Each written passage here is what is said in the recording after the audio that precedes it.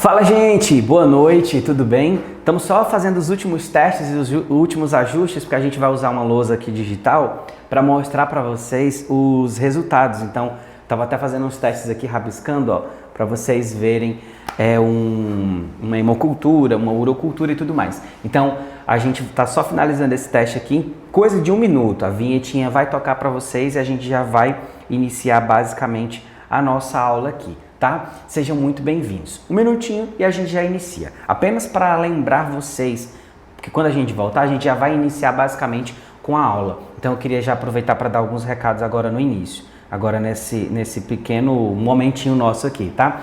Aproveita esse momento para você pegar uma água, deixa sua água aí pertinho de você, para você conseguir se concentrar ao máximo, tá sempre hidratado, isso é muito importante. A nossa aula ela vai ter duração aproximadamente de 1h30, 1h20, 1h30 no máximo. A gente já vai estar finalizando, eu não quero ocupar muito tempo de vocês e eu quero que esse tempo seja de qualidade. Vamos ter um tempo de qualidade juntos e para isso eu queria que você se concentrasse ao máximo. Se você estiver pelo celular, coloque o celular no não perturbe. Se você estiver numa sala, eu sei que é difícil, né? Porque às vezes você pode até estar trabalhando e não tem problema nenhum. Se concentra ao máximo que você puder. Se não, pausa o vídeo e volta depois, porque ele vai ficar disponível para você assistir até o final, tá? Quem perdeu a aula de ontem ainda é possível assistir, mas eu sugiro que você assista depois. Por mais que seja um conteúdo importante também, ele não é essencial para o dia de hoje. Ele é fundamental, ele é extremamente importante, mas ele não é essencial, não é um conteúdo de continuação. Então não vai ser um prejuízo se você assistir o dia de hoje primeiro, beleza? Dito isso, roda a vinheta e em 1 minutinho, 2 no máximo, a gente vai estar de volta para conversar sobre a interpretação dos exames laboratoriais.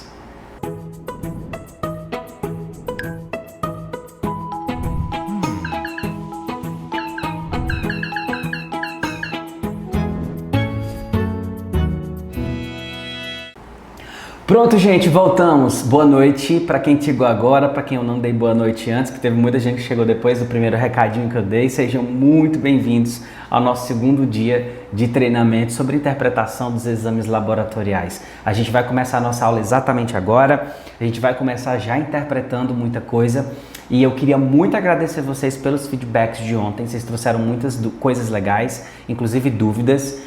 Muitas pessoas achavam que eu ia falar sobre tudo isso ontem, mas é hoje. Tem gente que falou, nossa, não falou sobre hemocultura. Gente, vou falar hoje, eu expliquei, tá lá no conteúdo do treinamento, todo o discorrer ali dos conteúdos que a gente ia trabalhar. Inclusive, hoje nós acrescentamos alguns exames aqui que a gente vai trabalhar. Vou comentar um pouquinho sobre até ponta de catéter e a gente vai fazer juntos leitura de umas lâminas que eu trouxe do laboratório. Eu trouxe hoje de manhã, dei uma olhada nelas, vi que tem muita coisa legal e a gente vai fazer a leitura de lâmina para entender como que seria esse laudo, tá? Então vai ser bem legal a nossa discussão de hoje. Aproveita!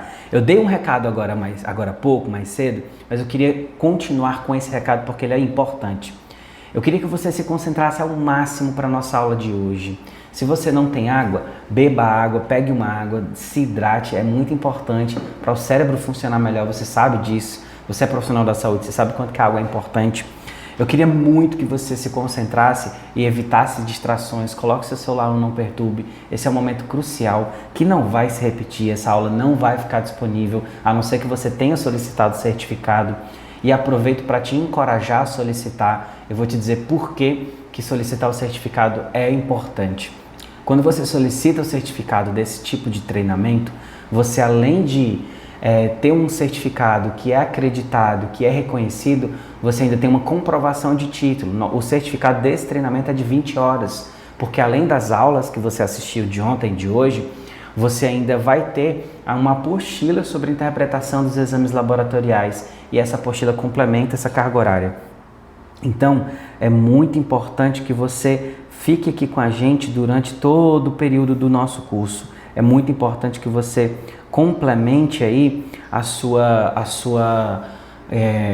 formação, porque muitas vezes nós aprendemos na faculdade fazer a interpretação realizar os exames laboratoriais, mas nem sempre a gente aprende a interpretar. E interpretar é fundamental, porque é onde a gente se destaca no mercado de trabalho. Então eu vou deixar o link aqui no chat para vocês. de solicitação do certificado, e você solicitando o certificado você vai ganhar 100% gratuito. Quem fez o treinamento de urocultura sabe quanto ele custou. Quem solicitar o certificado deste treinamento de hoje, de interpretação dos exames laboratoriais, vai ganhar um outro treinamento sobre urocultura, tá? Vai ganhar 100% gratuito, um outro treinamento sobre urocultura. Então, aproveita, eu vou deixar o link aí para vocês, beleza? Então, agora nós vamos começar de fato o nosso segundo dia de treinamento, a nossa segunda aula, né? Do treinamento sobre interpretação dos exames laboratoriais. Hoje nós vamos falar sobre alguns dos principais exames que se conectam mais claramente com a rotina da microbiologia.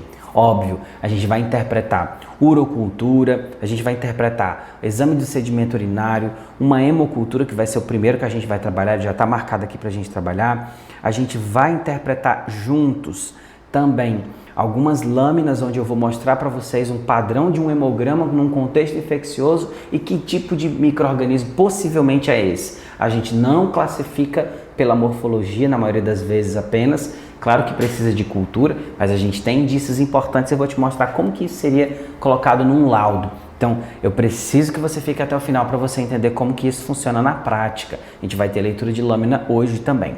Então, vamos começar. Hoje a gente vai falar sobre, nesse primeiro momento, na verdade, o primeiro exame é uma hemocultura. A hemocultura com certeza é um dos exames mais solicitados, especialmente em rotinas hospitalares, porque é um exame que a gente estuda a infecção sistêmica, né? Uma sepse algumas vezes, né? Então a gente tem aqui um exame que é extremamente específico de rotinas hospitalares. E a hemocultura muitas vezes é solicitada junto de um exame chamado de ponta de catéter.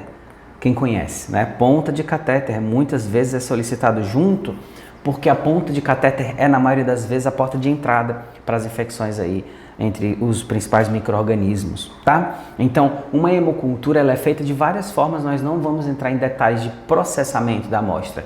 Só precisa saber que é um exame específico, que inclusive é um pouquinho demorado, né?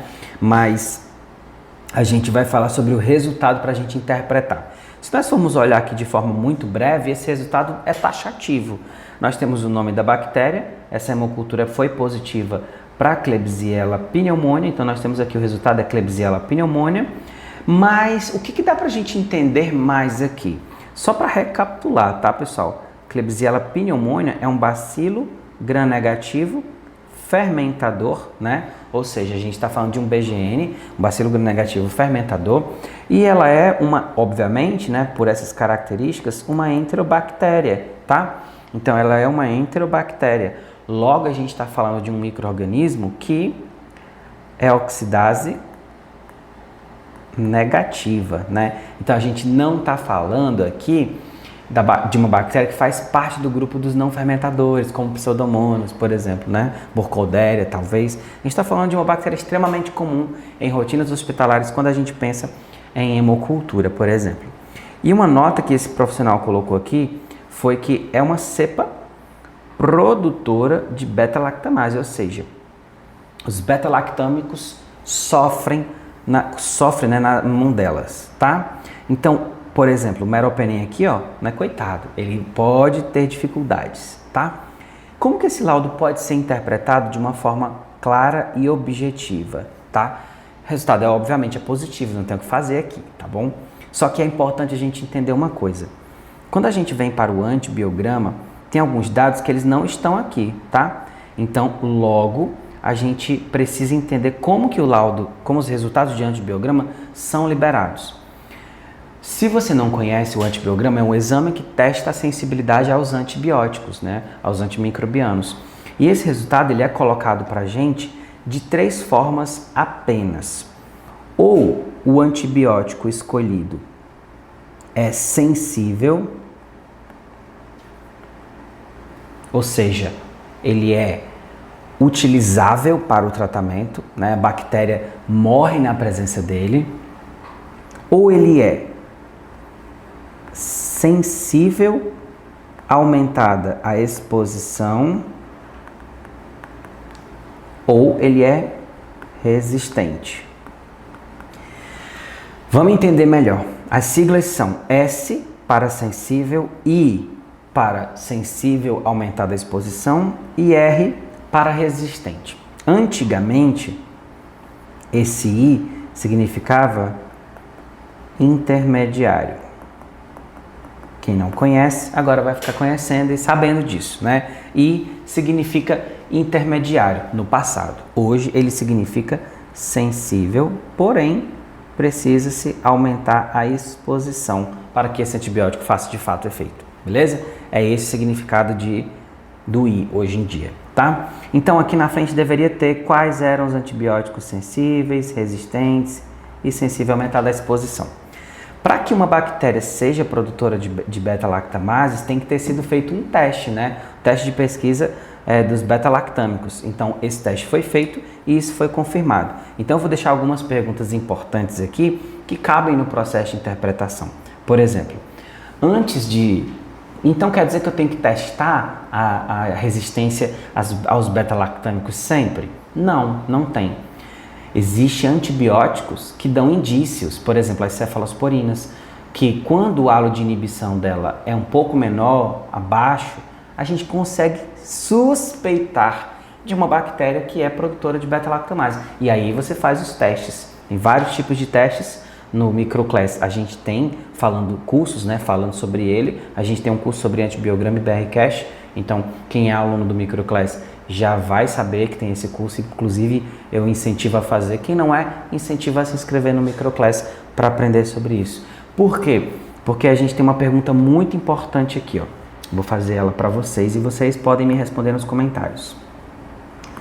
Quais antibióticos são ideais, eu vou colocar assim, para suspeitar de cepa KPC, que é produtora de beta-lactamase. Nesse caso, Klebsiella pneumoniae carbapenemase aqui, né? Então, olha que legal. Que antibiótico é importante ali, né? E a segunda pergunta que eu gostaria de fazer é como confirmar isso, né? Segunda pergunta, como confirmar? Isso aqui é extremamente importante, tá? Essas perguntas respondidas nos ajudam demais a desenvolver esses mistérios, tá bom? Vamos para o nosso segundo laudo de hoje. Agora eu quero mostrar para vocês aqui, deixa eu ver se é isso. É isso mesmo. Antes de mostrar a urocultura, eu quero mostrar para vocês o EAS, porque a gente não pode, por exemplo, interpretar um EAS ou interpretar uma urocultura sem o EAS junto. Ah, outra coisa, esqueci de falar sobre isso. Lembra que eu falei sobre a ponta de catéter aqui em cima? Ó? Se por algum motivo você está trabalhando, está numa rotina e você tem uma ponta de catéter para processar, é importante você saber que você tem que ter também a hemocultura, é ideal que tenha.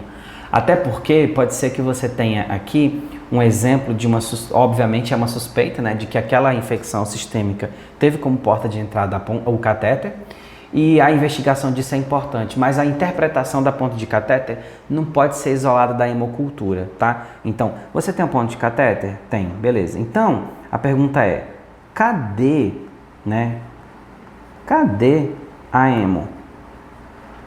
Tem que ter análise da hemocultura por perto para a gente ficar confortável na hora de responder esse resultado aí, beleza?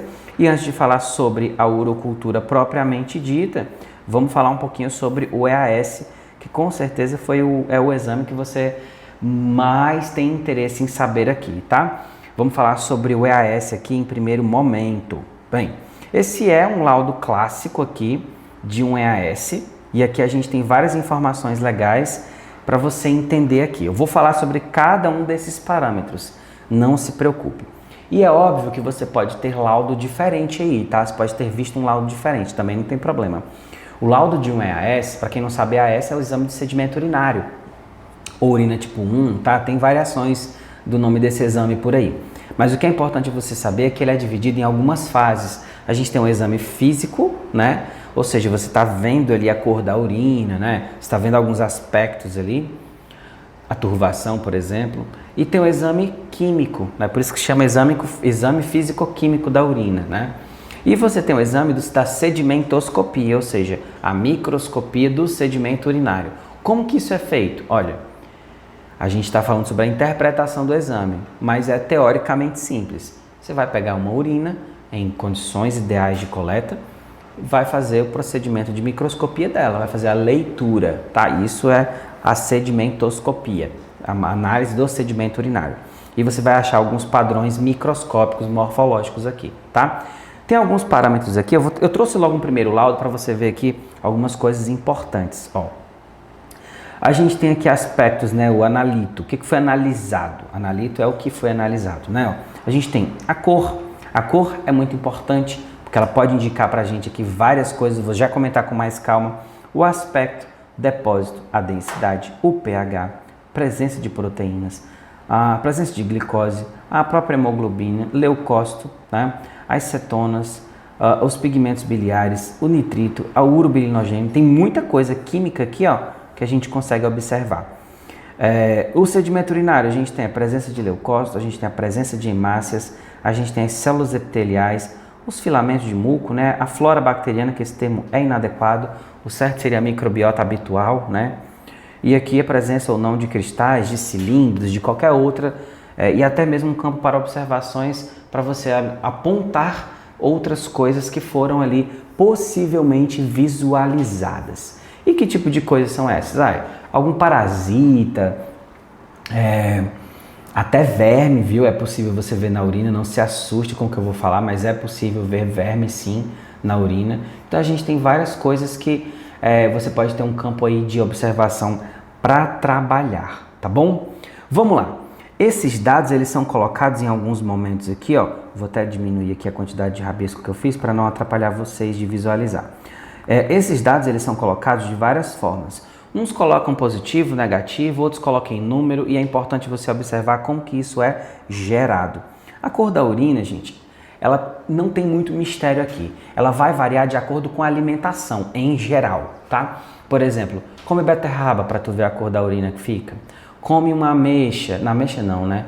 Come uma pitaia, né? Uma coisa mais corada, um alimento mais corado e natural. Quanto mais natural e mais corado vai ficar a urina, né? Você vai ver essas alterações, né? Por conta da nutrição propriamente dita. Porém, é importante você ficar atento também que alguns medicamentos podem mudar a cor da urina. Você pode ter uma urina verde, âmbar, uma cor escura ali, bem densa, e isso é importante de se observar. Então, vencemos a cor, né? O aspecto, ele está sempre relacionado ao que tem presente ali na urina. Se tem muito muco, vai estar uma urina turva, né? Você vai ver uma urina com aspecto, teoricamente, né, sujo. Então, o aspecto, ele está sempre relacionado ao que você encontra ali disperso na urina. A gente sabe que a urina é água, e se tem muita coisa dispersa ali, a gente tem esse cuidado, tem que ter esse cuidado, né? A presença de depósitos, muitas vezes, está relacionada, por exemplo, a coisas que você tem ali. Por exemplo, tem pessoas que estão expelindo pedra, né? E colocam essas pedras para fora, isso são depósitos, né? São coisas que foram depositadas ali, assim como outros achados também, né? A densidade da urina propriamente dita, a gente tem que entender como que ela é medida. Uma vez que a urina, ela é basicamente água, ela tem que ter uma densidade próxima da água. A densidade da água é próxima de 1000. A densidade da água é 1000, né? Beleza? A densidade da água é 1000. E aí, a gente tem aqui a densidade, nesse caso aqui, ó, 1010, né? Ó. E o valor de referência fala pra gente que é de 1005 a 1030, né? Isso aqui a gente não pode 100% levar em consideração, porque tem muitas coisas que podem ser alteradas aqui, tá? Mas, em geral, a gente tem aqui essa densidade de 1010. Beleza. E aí, a gente tem que entender que quanto mais próximo de 1000, por exemplo, quanto mais próximo de 1000, a urina está diluída. Então, essa urina aqui, ela não está tão diluída assim, né? Ela está mais próximo do valor máximo de referência que a gente tem. E quanto mais próximo de 1030, passando, ela está mais concentrada. E isso requer atenção, porque pode indicar, por exemplo, desidratação. Então, se a densidade está próxima de 1000, superhidratado. Se está acima de mais de 1000, 1030, 1040, 1050, é raro ver dados assim, tá? Mas a gente não sabe o que esperar, porque a amostra clínica é a amostra clínica. Então, quanto maior, mais risco aí da gente ter um paciente desidratados, beleza? E aí, a gente também tem que ter uma curiosidade aqui para a gente fazer um autocontrole, né? Por exemplo, da nossa própria tira reativa. Isso aqui tudo é feito num exame com uma tira, que ela é assim, ó, ela é uma tira de papel, para quem não sabe, tá? Com vários quadradinhos, e cada quadradinho tem componentes químicos que interagem com um desses reagentes, né? Então, por exemplo, tem um papelzinho para a presença de hemoglobina, tem um papelzinho para o pH, tem um papelzinho para a densidade. E aí, quando a gente tem, por exemplo, uma urina com uma densidade muito alta, geralmente passando de 1030, acima de 1030, essa urina geralmente ela é amarelada e tem um odor bem forte, né? Então, ela está muito concentrada. Independente do que seja, ela está muito concentrada. Isso é importante de ser observado, tá?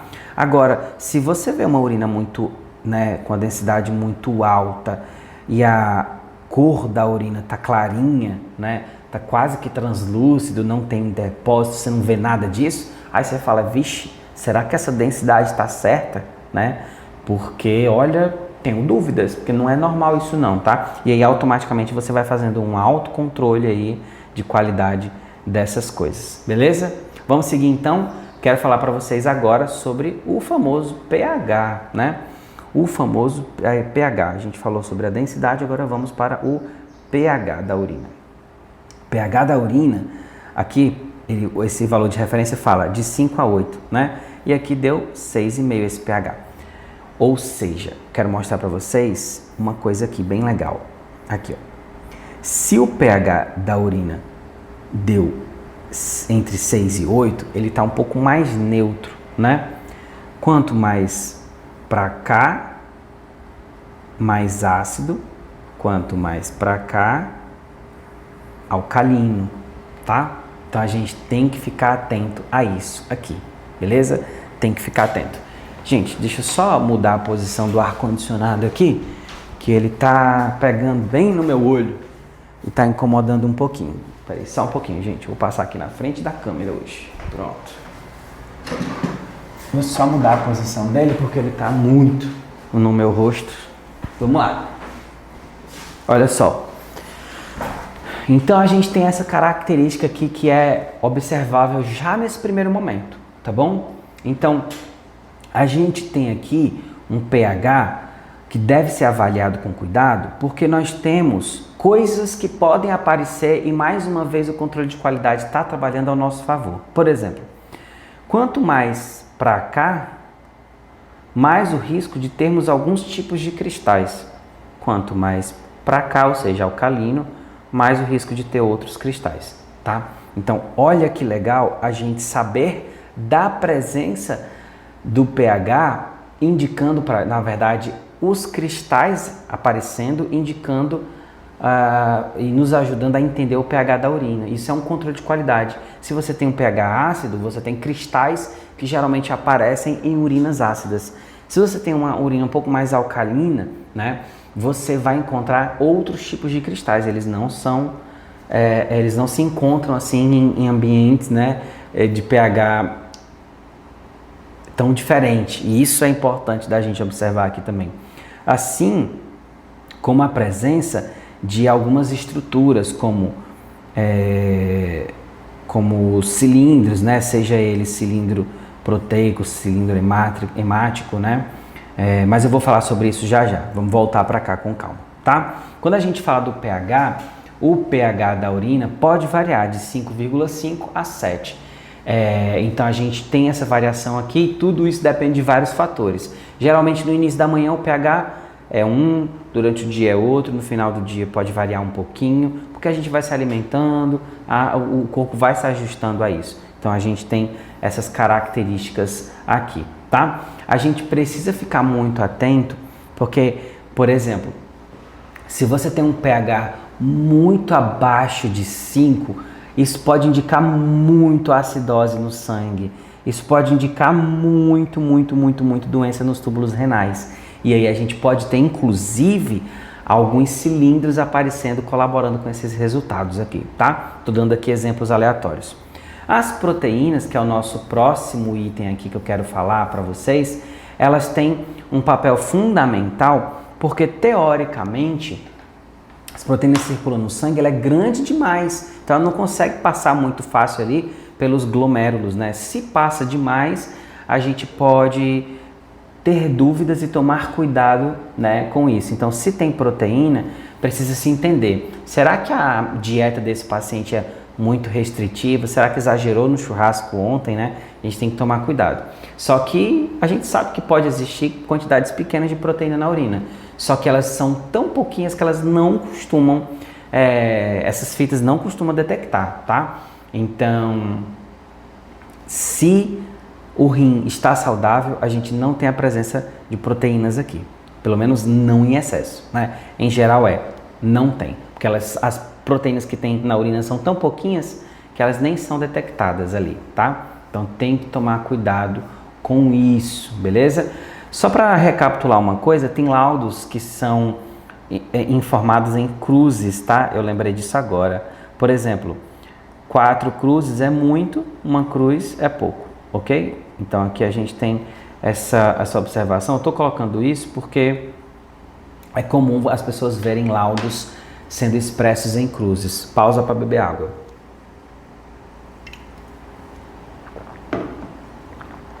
Pronto.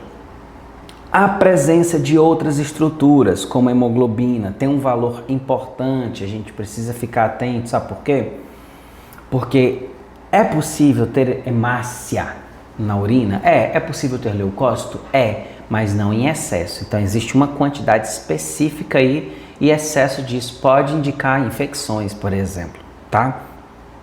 As cetonas, elas são indícios de uma alimentação, né? Então, você tem a presença de cetonas muitas vezes relacionadas a uma restrição alta, né? Uma alta restrição aí a alimentos, né? As dietas cetogênicas, por exemplo, porque as cetonas são metabólitos originados através do metabolismo, né, das gorduras. Então, são produtos metabólicos dali. Então, quando eles são produzidos, quando eles estão presentes na urina, vai indicar muitas vezes uma questão muito mais relacionada à dieta propriamente dita, tá?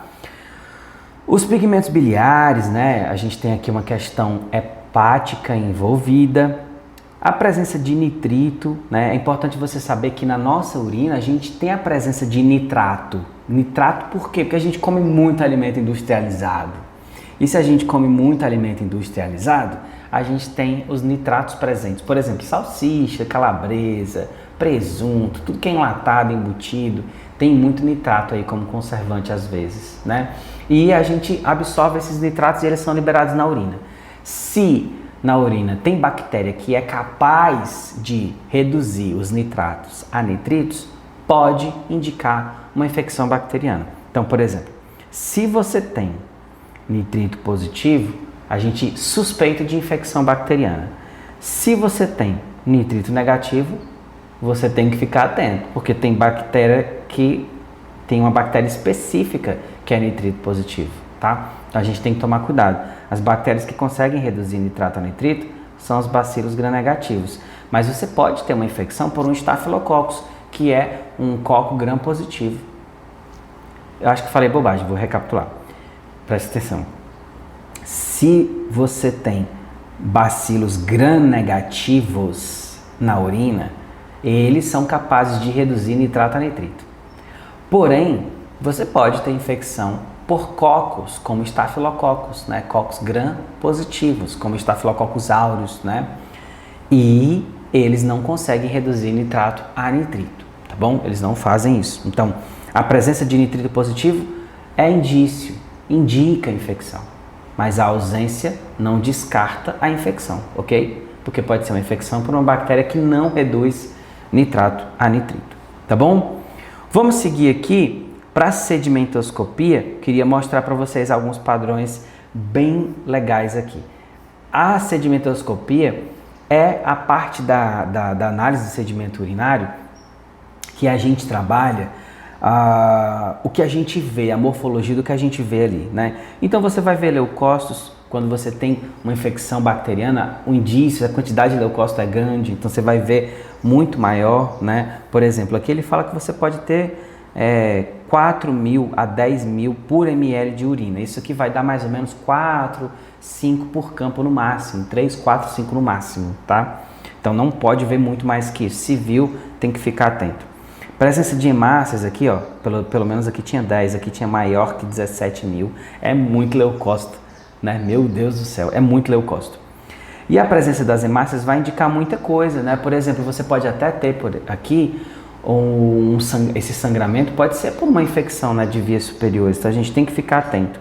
As células do epitélio, né, elas são produtos da descamação, da renovação celular. Então, quase sempre, elas não indicam uma patologia, elas não vão trazer grandes problemas aqui pra gente, não, tá? Elas são teoricamente normais. E aqui, elas têm um valor quando elas estão agrupadas em formas de cilindro, porque aí elas recebem o nome de cilindro epitelial e isso significa dizer que elas foram formadas em outro local, né, lá nos túbulos renais. E aí sim a gente tem que ficar atento, porque se elas foram formadas lá, tem, né, uma indicação de alguma doença dos túbulos renais. E aí a gente precisa ficar atento a isso também, tá bom?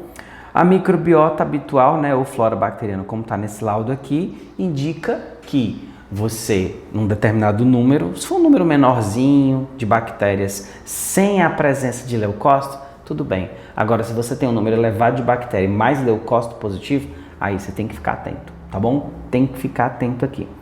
E a presença de cristais muitas vezes pode estar relacionada, tá?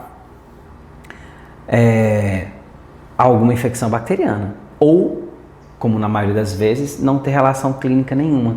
Porque a maioria dos cristais, ao contrário do que muita gente pensa assim, nossa, se tem cristal é porque tem pedra nos rins. E não é assim. Não é assim, tá? Não é assim. Então, desvendamos um pouquinho aqui sobre esse laudo, tá? Mas esse laudo aqui, ele tem problemas. Olha aqui, ó. O nitrito foi positivo, né?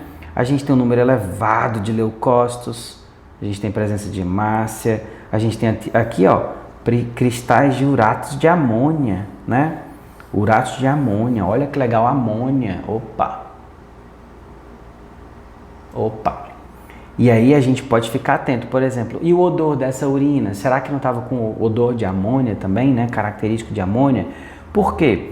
Porque a gente pode investigar para saber se nessa urina, o que nós tínhamos nessa urina. Vamos ver a cultura dela? Vamos ver se essa é a cultura dela, né? Como seria, por exemplo, o resultado de uma urocultura numa condição daquela? Opa, tinha bactéria e tudo ali, a gente precisa ficar atento. Por exemplo, aqui nós temos uma urocultura com Escherichia coli, né? O que significa, professor, essa contagem de colônias? Não sei o que significa. Significa que quando foi feito o semeio dessa urina, foi feito um semeio quantitativo, por exemplo, semeio por espinha de peixe. E foi feito a identificação a quantificação, perdão. Então, na medida em que as colônias iam crescendo, né, cresceram as colônias e depois de 24 horas, essas colônias foram contadas, né?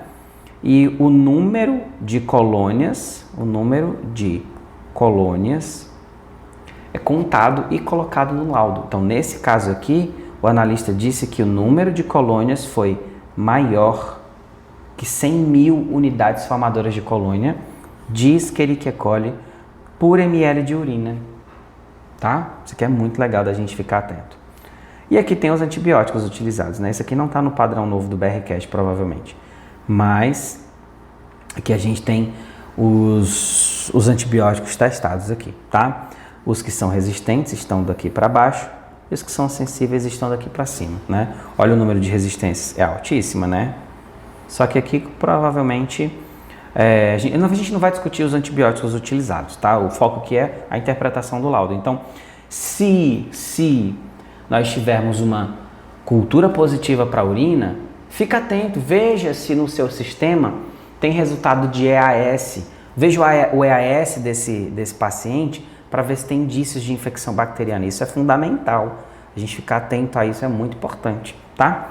Lembra que eu falei agora há pouco sobre a presença dos cristais, né? A presença de algumas coisas? Ó, vou começar aqui por baixo, tá? Ó, aqui nós temos leucócitos. Ó, isso aqui é um exame do sedimento urinário com a presença de leucócitos. Aqui tem 1, 2, 3, 4, 5, 6, 7, 8, 9, 10, 11, 12, 13, 14. Né? Eu poderia contar esse depois e esse aqui também, mas não vou contar porque está fora do campo. Só nesse campo tem 14 leucócitos. E nos outros campos, que não pode ser lido só um, né? Mas aqui tem 14 leucócitos. A presença de muitos leucócitos assim indica infecção, tá? E aí, se você vê bactérias, aí, meu filho, é taxativo. Se você vê bacilos, né, na urina, bacilos, aí, meu filho, é que é mais importante mesmo. Que a maioria das infecções bacterianas urinárias são causadas por Escherichia coli, que é um bacilo gram-negativo, né? Precisa fazer gram da urina não, só se pedirem, não precisa fazer. Se quiser fazer também para aprender, faz, tá? Então, olha só a quantidade de informação legal aqui que a gente tem. Lembra que esse aqui, ó, esse laudo aqui que eu mostrei para vocês, esse laudo desse EAS e dessa urocultura não é do mesmo paciente, são aleatórios. Lembra que eu falei aqui presença de uratos de amônia, né? Ó, a amônia, uma vez a gente pegou uma urina que tinha esses cristais e tinha nitrito positivo, tinha bacilo na urina, eram bacilos móveis, né? A gente via ele se movendo ali muito rápido. E isso aqui, gente, é um indício fortíssimo de infecção bacteriana. Na verdade, não é indício, pra gente é certeza. E aí dá até pra gente suspeitar quem é, porque o cheiro da urina, neste caso, foi muito característico. Eu senti cheiro de ureia e cheiro de amônia, né? E se a gente tem esses cristais, e se eu tenho um bacilo e ele é móvel, a possibilidade de ser uma bactéria que tem a enzima urease para quebrar essa ureia e transformar em amônia e liberar esse cheiro para mim, eu posso até suspeitar de quem é a bactéria, né? A gente fala sobre isso no nosso treinamento de urocultura. Se você comprou o certificado, você vai ver esse caso que a gente desvenda lá. Então, observa, a presença de cristal, cheiro, tudo isso pode indicar até quem é o micro-organismo causador da doença, tá? E a presença dos outros cristais, né, como oxalato de cálcio, os uratos amorfos, tudo isso nem sempre tem significado clínico, mas a presença deles pode mostrar para a gente várias coisas, inclusive até a má conservação da amostra, né? Isso aqui é muito importante de se observar. Aqui nós temos as células do epitélio de descamação, né? Ó, células que se organizaram, que estão aqui, ó, soltas, né?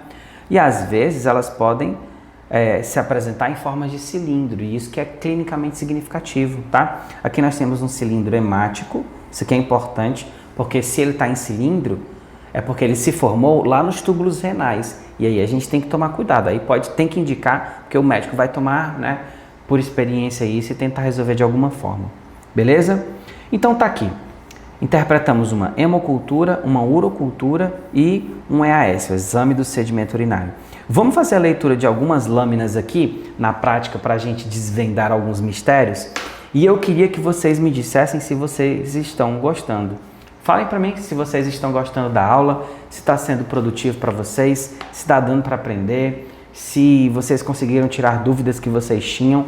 Fala aí que eu quero saber.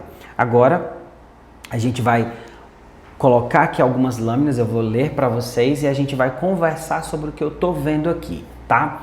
Para que você entenda como seria o laudo nestes casos, beleza? A gente vai rodar a vinheta só enquanto liga, enquanto troca a tela do tablet para a tela do celular aqui, para você ver aí a nossa leitura de lâmina. Vamos embora? Vamos lá!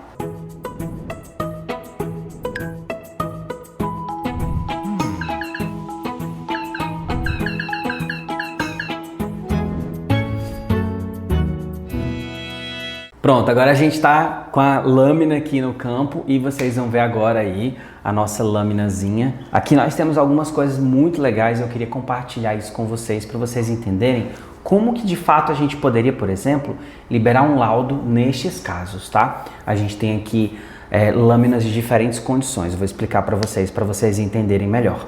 Vejam só. Alguns momentos a gente estuda no livro algumas coisas que não são 100% reflexo da realidade, né? Por exemplo, quando a gente estuda malária, vai ser o nosso primeiro caso. Isso aqui é uma lâmina de malária. A lâmina de malária nem sempre ela é do jeito que a gente está vendo aqui, né? Uma lâmina perfeita, né? Onde você vê as hemácias e você vê ali dentro os plasmódios, né? Para quem não sabe, a gente está falando aqui de um protozoário, a gente não está falando de bactéria, né? A bactéria é bem menorzinha.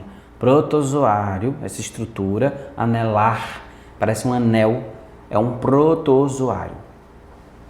E aí, o livro mostra esse tipo de lâmina aqui, lâmina onde a gente vê o quê? A gente vê as hemácias intactas, grandonas, bonitonas, lindas, né? E a gente vê dentro delas vários anéis. E esses anéis são os protozoários. Perfeito. Só que se você é um analista fera, atento, você consegue perceber que assim não dá para você quantificar, né? Você não consegue quantificar a quantidade, né, de micro-organismos ali presentes. Logo, esse exame pode ser subestimado. Então, se eu não consigo quantificar, qual é a conduta que eu tenho que tomar, né? A conduta que você tem que tomar é verificar os protozoários que estão dentro das hemácias. E a forma de fazer isso é por meio de uma outra técnica. A técnica de coloração da gota espessa usando azul de metileno e guinça, né? O famoso ginça que a gente conhece, a forma correta de se falar é guinça. Então, observe, o pessoal que trabalha com microscopia de malária, que são profissionais específicos, né, formados para fazer microscopia de malária, eles inclusive fazem até o tratamento da malária em regiões endêmicas, como situações de... não é aldeia que fala, tá? Muita gente fala, são os aldeados, né? Eu acho que até esse termo não é inadequado, mas o pessoal que estão em áreas indígenas, né? Áreas dos povos originários, né? Tem microscopistas nesses locais e eles fazem as análises microscópicas dessa forma como eu vou mostrar para vocês aqui agora. Essa é uma lâmina de plasmódium sendo visualizado a partir de uma lâmina de hemograma. Então, a lâmina de um paciente de um hemograma visualizada é assim, gente, vejam só, estou sem luva e sem o jaleco porque, sinceramente, essas lâminas estão coradas e elas são fixadas, então não há risco de contaminação aqui, tá? Lembrando, para quem não tem tanta experiência, que eu estou usando como lente, a lente de 100 vezes com adicional do óleo de imersão, tá bom? A gente está com óleo de imersão aqui, já até coloquei, por isso que você está vendo tão nítido, porque o óleo de imersão ele faz uma condução melhor, né, no feixe de luz ali. Então observe, aqui nós estamos vendo exatamente o que, professor? A gente está vendo uma lâmina de um hemograma que o aparelho falou assim, olha, analista, tem algum problema aqui, mas eu não faço ideia do que é, me ajude, né? Olha a automação mostrando suas limitações. Ela dá um flag na automação. Ela fala que tem uma estrutura celular que ela não reconhece. E aí, obviamente, a gente faz um esfregaço, né, sanguíneo, normal, para ler uma lâmina de hematologia. E neste caso, nós encontramos um paciente com malária. Nós somos, a microlébia da região norte, a microlébia de Roraima. Então, é fácil da gente ver, por exemplo, isso aqui na região. Então, era uma lâmina de hemograma e mostrou malária aqui pra gente, né? Então, a gente vê malária a partir do hemograma neste caso aqui, tá? Então, a gente vê o que aqui? A gente vê as hemácias intactas, a gente vê as hemácias sendo parasitadas, muitas vezes, como nesse caso aqui, ó, poliparasitada, então, ou seja, mais de um parasita ali dentro daquela célula e logo, e obviamente, a gente tem uma carga parasitária alta aqui. É a partir daqui, por exemplo, que a gente desvenda quem ele é. Plasmodium vivax, é Plasmodium falciparum, é Plasmodium malari, é o ovale, né? Lembrando que o Plasmodium ovale, ele não tem no Brasil, é um plasmódio restrito à região africana, tá? Não tá aqui. Então, professor, qual seria uma lâmina ideal para fazer a leitura? É uma lâmina onde a gente faz a desemoglobinização da hemácia com o azul de metileno. A gente faz uma coloração específica com azul de metileno, ele tira a hemoglobina da hemácia, vou mostrar para vocês aqui na prática. Ele tira a hemoglobina da hemácia e ele mostra para a gente através Ele mostra para a gente os parasitas ali dentro, né, das células, né? Então, vou mostrar para vocês aqui, tá? A gente faz exatamente o mesmo procedimento e olha só que legal. Compartilhou? Vamos lá, olha só, pronto. Essa é uma lâmina feia, não temos como negar. Momento, pausa para beber água. Essa é uma lâmina feia. Por quê? Porque a gente não está vendo mais aquela configuração de hemograma que naturalmente a gente já sabe o que é, então ela causa desconforto, né? Uma coloração estranha, feia, né? Mas ela é ideal para a leitura de malária. Se você tirou a hemoglobina das hemácias, logo você vê dentro delas. Se você vê dentro delas, você encontra os parasitas. Olha que legal, né? Então aqui são várias espécies de Plasmodium, né? São várias espécies de Plasmodium, na verdade são vários células, de Plasmodium aqui, tá? Ah, professor, isso é Plasmodium vivax ou é falciparum? Observe, são esses anéis que eu tô falando. Antes você tinha a hemácia e o anel dentro, agora você não consegue ver mais a hemácia, ela foi desemoglobinizada. São esses anéis que a gente vê. Conseguiram ver, gente? Fala para mim nos comentários se vocês conseguiram ver o que eu estou falando. São esses anéisinhos dentro das hemácias que eu estou falando. Algumas pessoas estão conseguindo ver, né? Se der no seu, não sei se você está no celular, se está vendo pelo computador, tenta dar um zoom para você ver também, que aqui já está um zoom aplicado, né? Então, tenta ver aí para ver se você consegue entender. São esses anéis, essas estruturas redondinhas com uma bolinha no canto, né? Essa bolinha ali é o que a gente chama da pérola do anel, né? É a estrutura do protozoário. Isso aqui é um protozoário, é a forma de trofozoito, né? Do plasmódio. E aí, seja ele Plasmodium vivax ou falciparum, eles são semelhantes, embora as formas sejam diferentes. Por exemplo, a forma do Plasmodium falciparum, ela é bem regular, ela é regular que eu estou falando, ela é bem redondinha, sempre ou quase sempre do mesmo tamanho.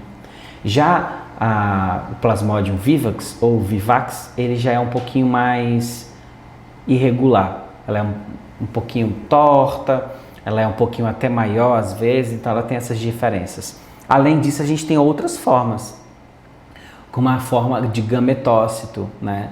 Então você vê aquela forma de bananinha dentro da hemácia, isso é bem legal da gente observar também, tá, pessoal? Então isso aqui é uma lâmina de malária. Como que seria o laudo dessa lâmina, gente? É simples, você vai liberar, né, se for para pesquisa de malária, você vai colocar presença de Plasmodium. É importante você fazer um curso específico sobre o diagnóstico de malária, né? Inclusive temos no Microclass um curso específico de diagnóstico de malária, onde você vai desvendar quem é Plasmodium vivax, falciparum ou malari e as formas evolutivas. E além disso, você tem que fazer a quantificação da carga parasitária para você colocar em cruzes. Por exemplo, presença de Plasmodium falciparum, 3 cruzes, 1 cruz, 2 cruzes, 4 cruzes, né? Então, você tem que colocar em cruzes para definir a quantidade de carga parasitária que aquele paciente tem. Vamos para a próxima lâmina? Vou mostrar para vocês agora uma lâmina bem legal. Essa lâmina aqui, ela vai falar muito para a gente sobre um fungo, né? Vamos entrar no mundo dos fungos, que é um dos mundos que eu mais amo, né? Essa lâmina aqui vai mostrar para a gente o mundo dos fungos, ó, já dá para ver, né? Já dá para ver muita coisa aqui que tô entregando o ouro já muito rápido, né? Aqui a gente já consegue ver, por exemplo, que também é um hemograma. E nesse hemograma nós tivemos algumas coisas bem legais aqui, algumas alterações. E essas alterações, elas partiram do princípio de que eu tenho algumas células, né, com interação com algum parasita, com algum protozoário, ou com algum fungo, ou com alguma bactéria, né? Nesse caso aqui, a nossa suspeita é de fungo. Vou explicar por quê. Isso aqui para mim é histoplasma. É óbvio que eu não posso falar isso. É óbvio que eu não posso dizer que isso é histoplasma só olhando para a lâmina. Eu preciso fazer a cultura, eu preciso ter o isolamento do fungo, eu preciso de muitas coisas para dizer que isso aqui é um histoplasma. Não posso sair falando à toa assim, tá? Mas o que é importante? Além da cultura, saber o histórico do paciente. A cultura demora, o histoplasma cresce em dias. Então observe, se eu tenho o histórico do paciente, é fácil de eu suspeitar ainda mais. E aí nesse momento a gente está usando uma ferramenta que os médicos usam e adoram, que é a medicina baseada em evidências. Ou seja, ele tem informações clínicas que traz a certeza para ele de que isso aqui é histoplasma. Então aqui eu estou vendo uma estrutura, né, intracelular. Eu estou vendo alguns leucócitos aqui, eu tenho macrófago, eu tenho neutrófilo, né, parasitado, né, fagocitando, na verdade, essas estruturas. E aqui a gente tem essas estruturas que são aparentemente capsuladas. Histoplasma, gente, ele é adquirido através da inalação. Os propágulos fúngicos estão dispersos, as pessoas inalam, traz para dentro do pulmão extremamente irrigado, joga para o corpo aí, né? E a doença propriamente dita, na maioria das vezes, ela se resolve por si só. Ela é geralmente aspecto subclínico, né? Ou seja, ela não causa muitos casos muito graves e nem sempre vai trazer uma pneumonia, como a gente observa em casos de inóculos muito grandes ou em casos de imunossupressão, né?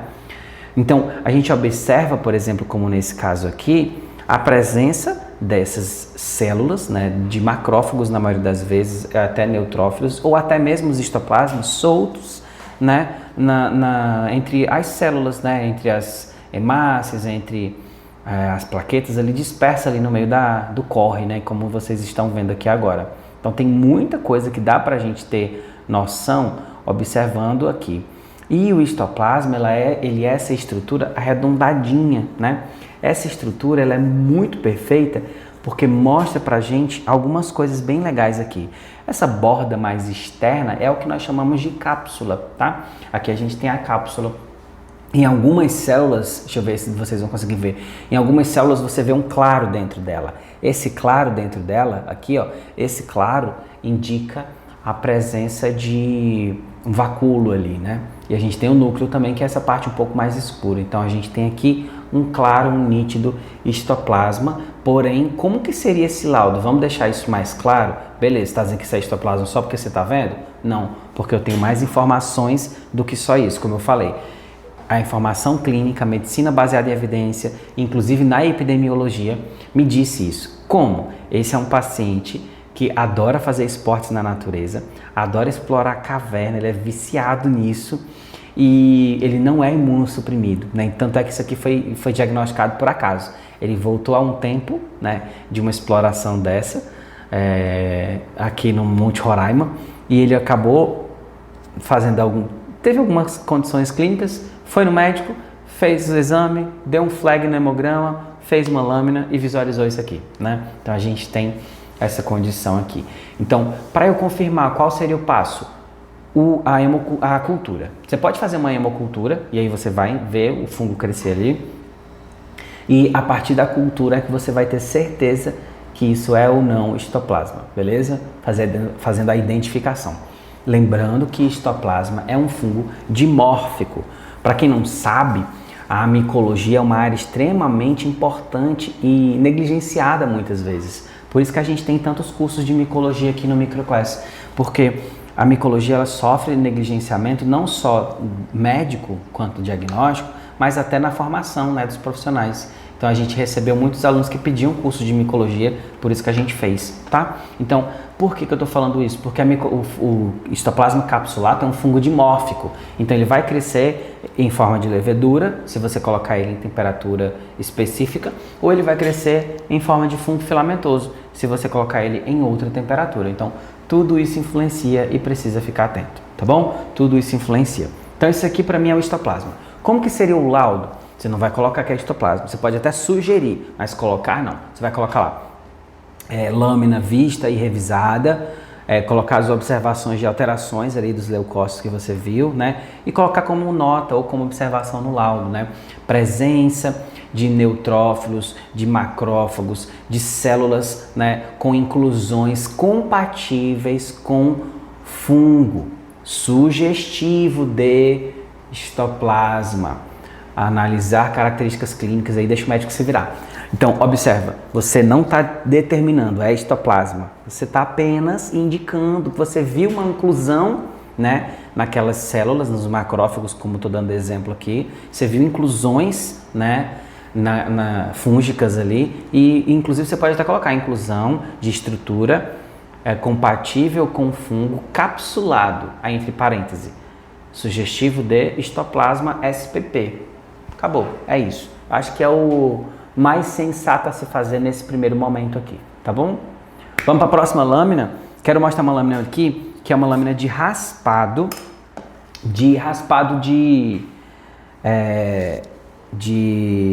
ai meu Deus, de lesão, né? Uma lâmina de raspado de lesão. Essa lâmina aqui, ela é muito legal, porque ela mostra para mim algumas estruturinhas aqui bem legais. Vou mostrar para vocês. A gente está falando também de protozoário aqui agora, tá? A gente falou de plasmódio agora há pouco, mas a gente está vendo agora aqui outro protozoário. Tô vendo os comentários de vocês, gente. Que bom que vocês estão curtindo, viu? Olha só. Aqui a gente tem uma estrutura intracelular, às vezes até solta, né? A gente vai ver mais aqui. E olha, é uma estrutura oval. Oba, uma estrutura oval. E aí, tem nada a ver? Ué, o histoplasma agora era oval também. Será que eu não posso confundir histoplasma com esse, né? Poder você pode. Mas é bom você ter mais informações. Olha a epidemiologia e a medicina baseada em evidência nos ajudando. Isso aqui, nesse caso, é uma lesão, né, de pele. E na hora que foi feito o raspado, foi feita essa lâmina, a coloração é outro tipo de coloração, tá? E aqui a gente está vendo o quê? Vários macrófagos, né? Vou mostrar mais aqui para vocês. Vários, com várias inclusões. E isso aqui é extremamente compatível com leishmania, tá? Isso aqui é provavelmente a forma amastígota de leishmania. O paciente é de região endêmica, por isso que eu tô falando, tá? Não é só o que eu tô vendo, que eu tenho de informação. Por isso que é importante usar a medicina baseada em evidência. Então, o paciente é proveniente de região endêmica, ele tinha lesões que eram compatíveis com as lesões de leishmaniose, e os achados aqui são extremamente compatíveis. Por quê? Porque eu tô vendo formas intracelulares, eu tô vendo essa estrutura oval que é extremamente clássica e parecida com a mastígota de leishmania. Por quê? Estou aproveitando para olhar os comentários, tá, gente? Por quê? Porque se você observar aqui, eu vou tentar dar um zoom para você ver melhor. Se você ver aqui com calma, você vai ver que nós temos uma estrutura oval, ela tem uma bolinha menor, em alguns momentos essa bola menor ela tem um claro no centro, isso é o núcleo. Todo mundo acha que essa bola maior é o núcleo, mas não é. Talvez essa bolinha menor seja mais claramente o núcleo. E essa bola maior é o megassomo, que é uma outra estrutura, uma outra organela que essas células têm, né? Por que eu estou falando isso? Porque aqui a gente tem essa característica dessa organela maior, ela já não é tão compatível com o que a gente viu agora há pouco no histoplasma. Além de não ser capsulada, a gente não vê isso, né? A gente vê a parede ali, mas a gente não vê aquela cápsula, né, densa como é no histoplasma. Então isso aqui é a forma amastígota de leishmania, para mim, tá? E aí você vai colocar o que no laudo? Você vai colocar presença de inclusões em macrófagos compatíveis com protozoário, né? Sugestivo de leishmania.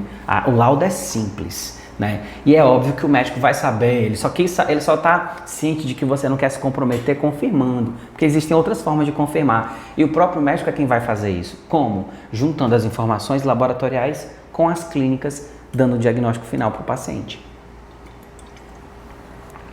Gostaram de saber disso? Muito bom, né? Gente, isso aqui é sensacional, é extremamente prático. Teve gente que falava assim, não é possível ter um treinamento sobre interpretação de exames laboratoriais com prática. Tem sim, olha aqui. A gente não só interpretou, como mostrou na prática. É isso que a gente quer. É isso que pra gente é a melhor coisa do mundo, tá bom? Gente, queria saber se vocês gostaram e queria muito que vocês me dissessem nos comentários. Vocês gostaram? Foi legal? Vocês conseguiram entender de fato como que interpreta? Pelo menos não é possível a gente trabalhar tantos exames. Vocês sabem disso, né? Mas a gente tentou trabalhar... Que bom que vocês estão curtindo. Não é possível a gente trabalhar tanta coisa assim, infelizmente. Não é, tá? Mas eu queria lembrar vocês de um convite e de um compromisso que eu fiz, né? Lembra que eu falei para vocês que nós estávamos organizando para abrir uma turma nova do Microclass e eu queria que você ficasse até o final para você ver o que nós preparamos hoje para vocês. Para quem não sabe e para quem não conhece, o Microclass é uma plataforma, é um study space, é um ambiente de estudos para você aprender não só microbiologia, mas análises clínicas de modo geral. Por exemplo, esse é um curso de interpretação de exames laboratoriais, com foco na microbiologia. Mas nós já tivemos outro curso de interpretação de exames laboratoriais com foco em outras áreas. E nós teremos aos poucos cursos de hematologia, cursos de imunologia disponíveis ali no Microclass. Então, queria que vocês tivessem um tempinho, né, para conhecer o Microclass. Eu queria mostrar para vocês, tá? O Microclass é um study space, como eu falei agora há pouco. É uma plataforma onde a gente estuda microbiologia todos os dias e ele é uma assinatura mensal. Então, é como se fosse Netflix. Você assina no seu cartão e o cartão vai fazer o desconto ali mensal. Quando você não quiser mais, é só você cancelar. É fácil e não tem mistério. Nem precisa você mandar mensagem pra gente. É só você entrar e fazer o cancelamento caso você não queira. Embora os benefícios de permanecer sejam infinitamente maiores. Por quê? Porque, olha só, vou te dar um exemplo. Você acabou de fazer esse curso aqui, ó, interpretação de exames laboratoriais, né? Inclusive algumas pessoas fizeram esse aqui, ó, treinamento permanente, fizeram curso de microscopia. E esses cursos são os que têm matrículas abertas no momento, né? Mas, se você assina o Microclass, você tem acesso a todos os cursos, ó. O Microclass é aqui, ó. Olha a quantidade de cursos que nós temos aqui dentro. Eu vou lá para o primeiro para você ver como são muitos, né? Ó, nós temos cursos que vão desde a introdução à microbiologia, né?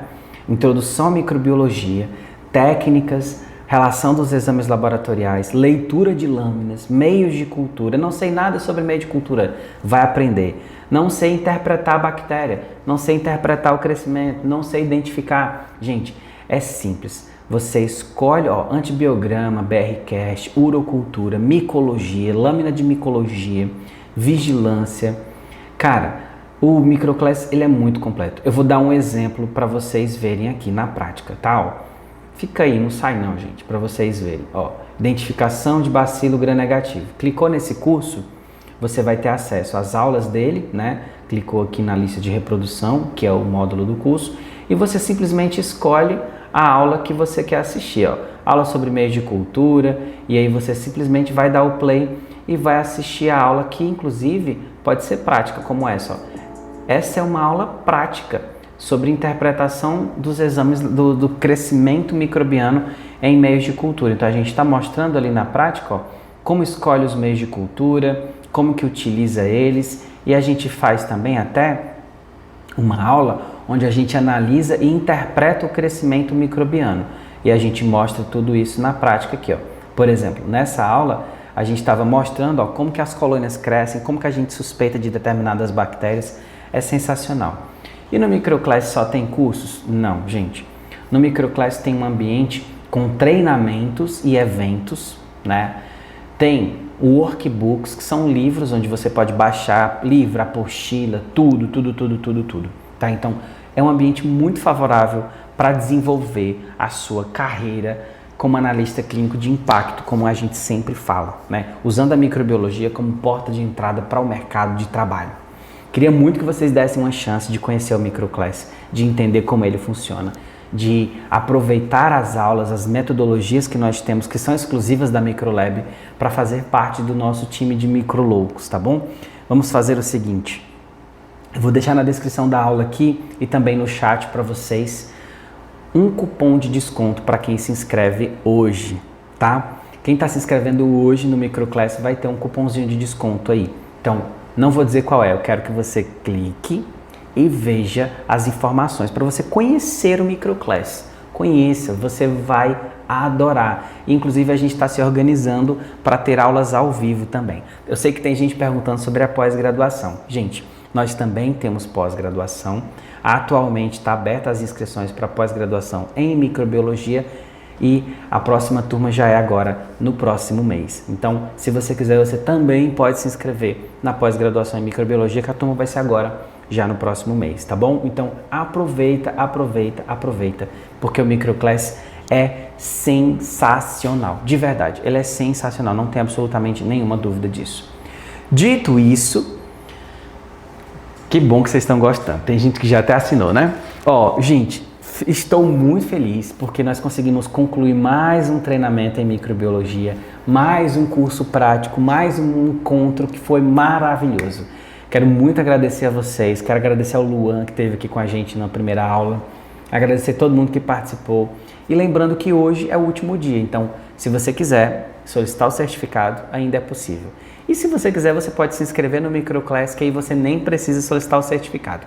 Esqueci de falar sobre isso. Cada curso do Microclass tem um certificado. Então você pode, por exemplo, fazer 10 cursos e ter 10 certificados diferentes. 10 certificados diferentes, 20, 30. Cada curso que você fizer é um certificado que você ganha e a carga horária é variada. E os certificados são reconhecidos, inclusive em concurso, prova de título, tá bom? Vou ficando por aqui. Muito obrigado pela sua companhia. Adorei estar aqui com vocês hoje. O feedback de vocês está sendo super positivo. Obrigado mesmo. A gente sempre quer fazer o melhor, sempre quer trazer a melhor experiência para vocês. Olha, um grande abraço e nós nos vemos aí nos próximos treinamentos da Microlab. Não se esqueça, se inscreva no Microclass. Você vai amar fazer parte dessa comunidade. Inclusive, nós temos um grupo no WhatsApp só para os alunos do Microclass, onde a gente tira dúvida, manda mensagem com foto de lâmina, manda foto de placa e a gente sempre discute casos clínicos lá. Beleza? Gente, um abraço e nos vemos agora no próximo treinamento. E para quem está sendo aluno, que tem algumas pessoas já se inscrevendo, para quem está se inscrevendo, a gente se vê nas aulas do Microclass. Tchau, tchau, pessoal!